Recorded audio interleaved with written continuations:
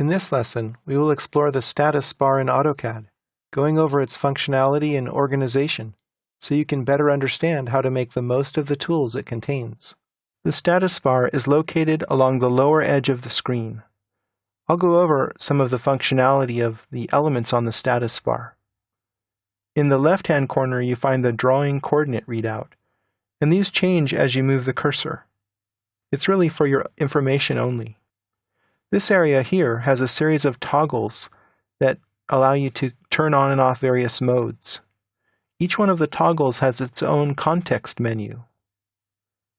Infer Constraints mode allows you to create constraints as you draw geometry. AutoCAD will automatically determine if lines are coincident. For example, it will create a coincident constraint where the 2 points of the lines touch. Or it will create a constraint when you draw parallel lines, for example. I'll toggle that off. Snap mode allows you to create a behavior that snaps objects to specific locations in space based on a grid. You can control how that works by right-clicking and choosing Settings. Here we have Snap On, and we also learn here that we can press the F9 key to toggle this particular setting on or off. You can set the spacing right here for snap, and you can control the way that it works down here.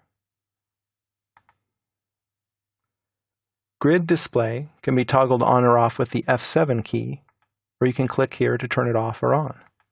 Again, right-click, go to Settings, and you're brought back to that same tab where you can control the grid setting information.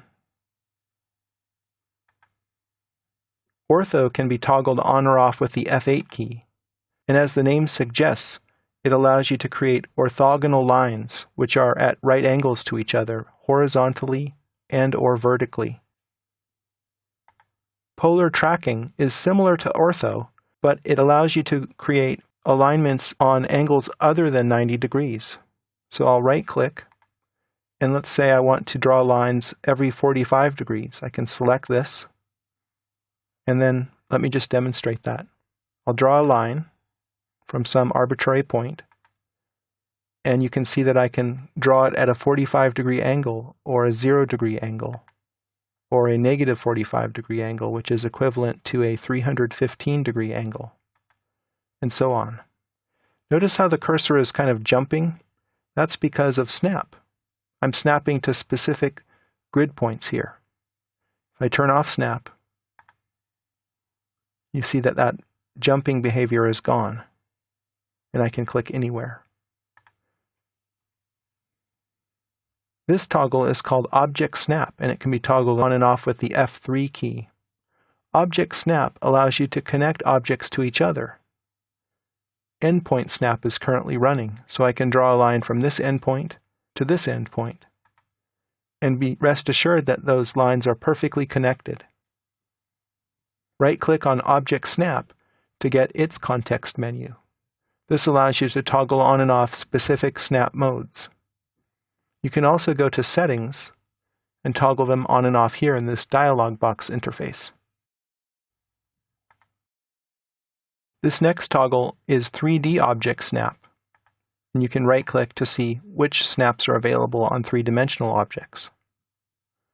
This is called Object Snap Tracking, and it allows you to snap to points which aren't on objects, but you can track them from existing nodes.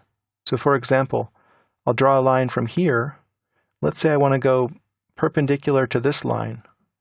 A green tracking line appears, and I'm able to draw a line perpendicular to this endpoint here by using Object Snap Tracking. This toggle allows you to turn on and off the Dynamic UCS mode, which is used in 3D modeling. This toggle is for dynamic input, and this allows you to see prompts in the drawing window. You see it says Specify First Point right there on the screen. This is an example of dynamic input. When this is off, I don't see that information by the cursor.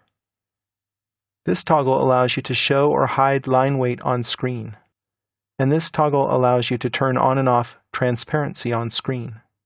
This toggle enables quick properties. So if I click on an object, it gives me some quick properties related to that object on screen. This is selection cycling, and this is useful when you want to select an object which is coincident with another. That is, it's on top of the other object. This allows you to select objects like that more easily. Finally, there's the annotation monitor. This allows you to flag annotation which is no longer associated with a two-dimensional projection of a three-dimensional model. Over here we have controls related to model space and paper space. These are used when you're laying out drawings to go on sheets. These controls here are related to annotation scale. They allow you to create text appropriate to the scale at which you are working. Over here we have a workspace switching icon, which allows you to change workspaces. This is just like this drop-down at the top of the screen. It has the same functionality. This allows you to lock certain user interface elements. If you have the interface just as you like, with your palettes and toolbars in the right place, you might want to lock them so that you don't inadvertently move them. This indicates that hardware acceleration is on. This is part of the graphics card, and it's useful for 3D modeling. This control allows you to isolate specific objects. It turns off all the other objects so you can focus on what you need to do, and then you can go back and turn everything back on. Finally, this button in the corner is Clean Screen Mode, and you press Ctrl-0 to get out of it. So I'll click here. I go into Clean Screen Mode so that the ribbon interface is hidden. I pressed Ctrl-0 to get out of Clean Screen Mode and return to the regular interface. You should now have a sense of what the elements on the status bar are used for.